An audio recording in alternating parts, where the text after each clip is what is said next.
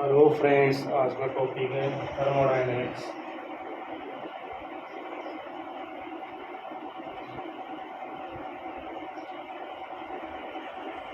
ये दो वर्ड से मिलकर बना है।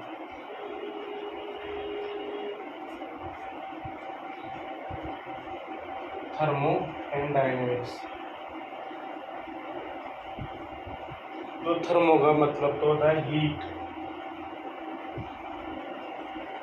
और डायनेमिक्स का मतलब फ्लो।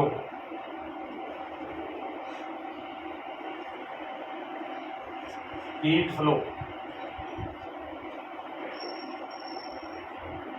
यानी किसी भी तंत्र के अंदर हीट फ्लो के कारण जो भी चेंज होता है, फिजिकल केमिकल चेंज होता है, उसकी स्टडी की जाती है इसके अंदर। तो इसी को अपन क्या बोलते हैं? But thermodynamics.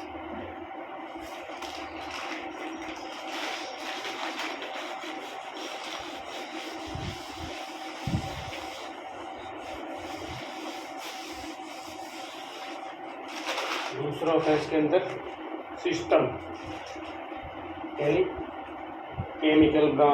केमिकल साइंस की वह ब्रांच जिसके अंदर हीट फ्लो के कारण जो भी चेंज होता है केमिकल और फिजिकल जो चेंज होते हैं उसकी स्टडी की जाती है। उसी को अपन थर्मोडायनेमिक्स बोलते हैं। हम क्या बोलते हैं? थर्मोडायनेमिक्स। मान लो भाई ये सिस्टम है, हीट फ्लो, और इसके अंदर क्या आ गया? Physical plus chemical change.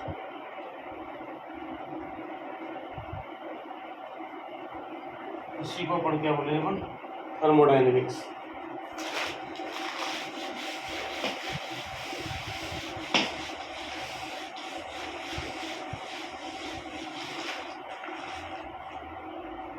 अब सबसे पहले इसके अंदर सिस्टम।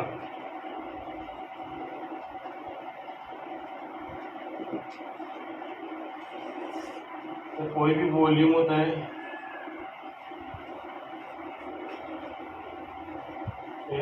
वॉल्यूम का थर्मोडायनेमिक इन्वेस्टिगेशन किया जाता है।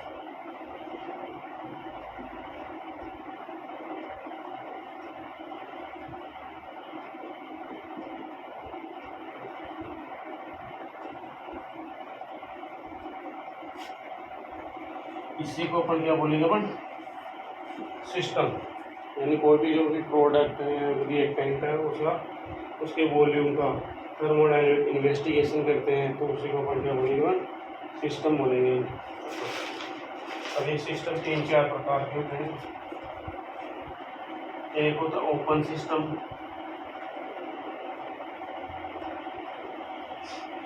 एक होता है क्लोज सिस्टम,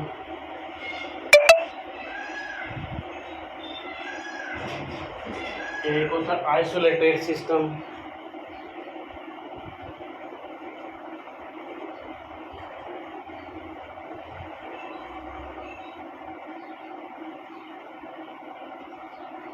एक होता है होमोजीनियस सिस्टम,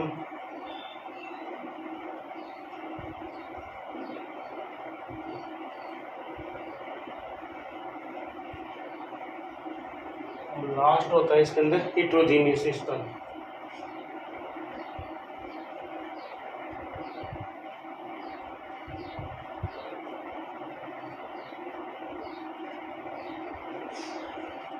ओपन सिस्टम कौन सा होता है? इसके अंदर मास प्लस एनर्जी,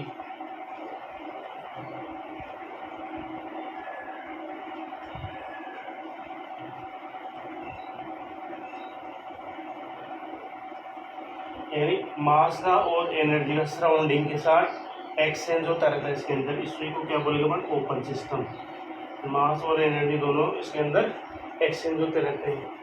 दूसरा होता है क्लोज सिस्टम, इसके अंदर केवल एनर्जी का एक्सचेंज होता है, मास का एक्सचेंज नहीं होता है।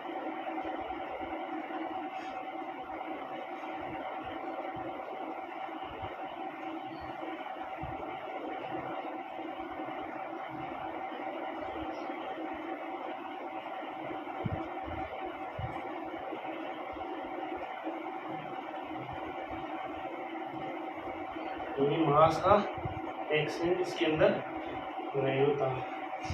दूसरा होता है आइसोलेटेड सिस्टम। इसके अंदर न तो मास का एक्सचेंज होता है सराउंडिंग के साथ, न एनर्जी का एक्सचेंज होता है। यानी ई बी क्रॉस और एम बी क्रॉस होता है इसके अंदर। दूसरा होता है होमोजीनियस सिस्टम। यानी इसके अंदर होमोजीनियस सिस्टम के अंदर केवल एक फेज पे डिपेंड करता है। ये क्या करता है, एक फेज पे एग्जिस्ट करता है। लास्ट वाला होता है हेट्रोजीनियस सिस्टम। इसके अंदर दो या दो से ज़्यादा फेज पे ये एग्जिस्ट करता है। Only one phase exist.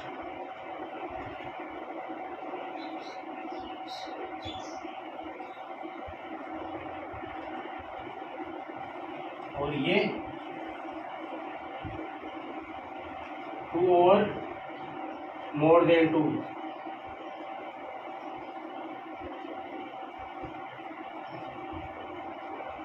Exist. ये दो या दो से ज़्यादा अवस्थाओं पे एग्जिस्ट करता है। इसी को अपन इस प्रकार 5 प्रकार के होते हैं: open system, close system, isolated system, homogeneous system और हेट्रोजीनियस सिस्टम। ओपन सिस्टम यानी मास और एनर्जी दोनों सराउंडिंग करते हैं, सराउंडिंग के साथ एक्सचेंज करते रहते हैं आपस में। क्लोज सिस्टम के अंदर केवल एनर्जी एक्सचेंज होती है, मास नहीं होता है। आइसोलेटेड के अंदर दोनों नहीं होते, एनर्जी भी नहीं होती, मास भी नहीं होता। इसके अंदर केवल एक फेज पे डिपेंड करता है, ये मोर देन टू फेज, 2 या 2 से अधिक फेज पे डिपेंड करता है।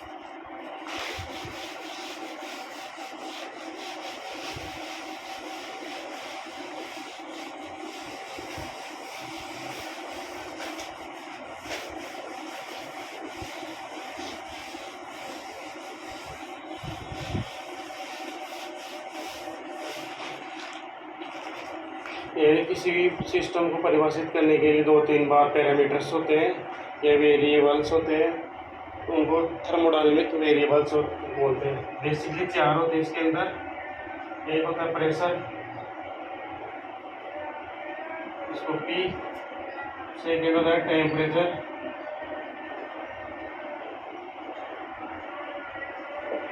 P। थर्ड होता है वॉल्यूम,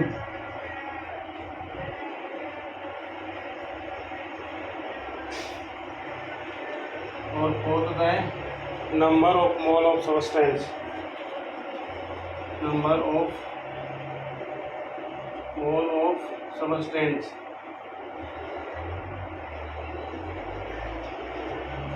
इस प्रकार 3-4 पैरामीटर्स होते हैं, इनको लेते हैं थर्मोडायनेमिक स्टडी करते हैं प्रोसेस के अंदर।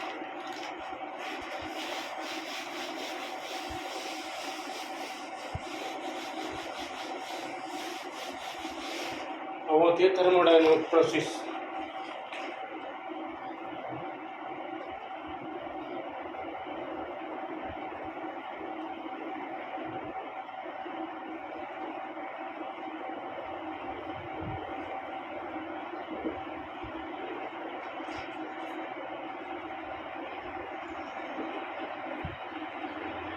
यानी इसके अंदर सिस्टम की स्टडी की जाती है। जब एक अवस्था दूसरी अवस्था के अंदर जाता है तो उसके अंदर जो भी एक्सचेंज होती है, एक्सचेंज होते हैं, उसी को अपन प्रोसेस बोलते हैं। क्या बोलेंगे फ्रेंड्स, जब भी कोई भी सिस्टम एक अवस्था से दूसरी अवस्था के अंदर गमन करता है तो उसके अंदर जो भी एक्सचेंज होता है उसकी स्टडी की जाती है, उसकी पूरी को प्रोसेस बोलेंगे।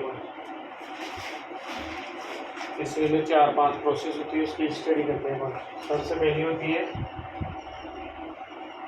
Isothermal process.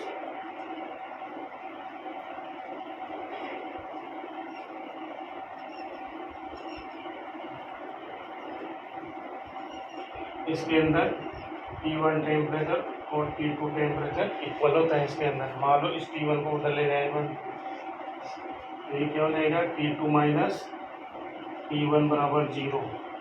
इसके अंदर डेल T बराबर 0 हो जाएगा और इसको अपन डेल T बराबर 0 लिख सकते हैं। सेकेंड होती है आइसोबारिक प्रोसेस, यानी प्रेशर से रिलेटेड होता है। इसके अंदर P1 इक्वल टू P2 होता है। P1 को उधर ले जाए अपन तो क्या हो जाएगा, P2 माइनस P1 बराबर 0, डेल P बराबर 0, तो डेल P बराबर क्या हो जाएगा 0। दूसरा तो आइसोकोरिक प्रोसेस, थर्ड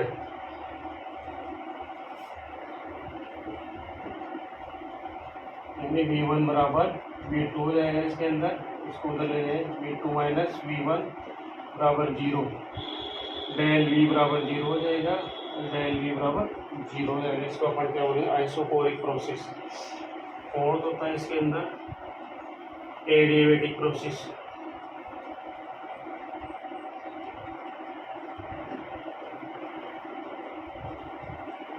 यानी इसके अंदर न तो सिस्टम से एनर्जी को दी जाती है, न सिस्टम से एनर्जी ली जाती है। इसके अंदर कोई एनर्जी का एक्सचेंज नहीं होता इसके अंदर। यानी क्यू बराबर क्या होता है, 0 होता है इसके अंदर।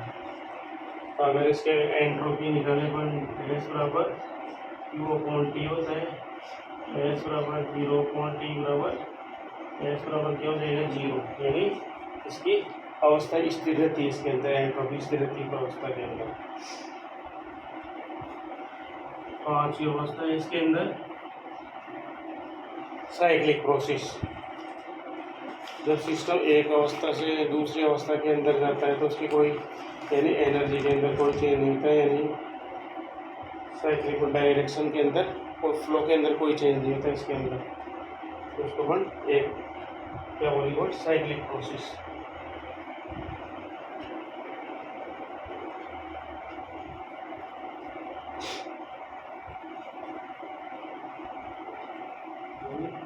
एनर्जी कोई चेंज नहीं होगी इसके अंदर, साइक्लिक प्रोसेस के अंदर। सिक्स्थ है इसके अंदर रिवर्सिबल प्रोसेस।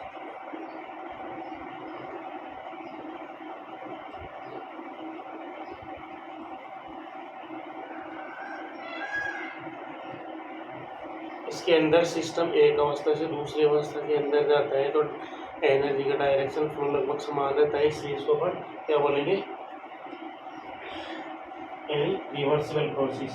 हमें P1 से गया P2 के अंदर गया, फिर वापस P के अंदर गया, इधर भी H नहीं है तो इधर भी H नहीं रहेगा, एनर्जी कोई चेंज नहीं होगा इसके अंदर एनर्जी के अंदर, यानी एनर्जी का चेंज नहीं रहेगा, डायरेक्शन फ्लो सेम रहेगी इसके अंदर। लास्ट है इसके अंदर रिवर्सिबल प्रोसेस। तो कौन सा है, रिवर्सिबल प्रोसेस।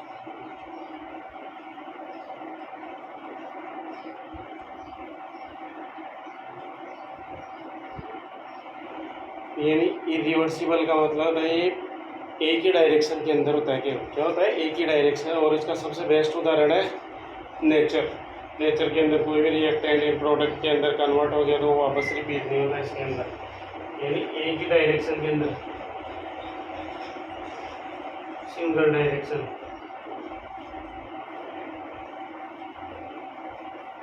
और इसके एग्जाम्पल है नेचर। ठीक दोस्तों, फिर मिलेंगे चलते चलते।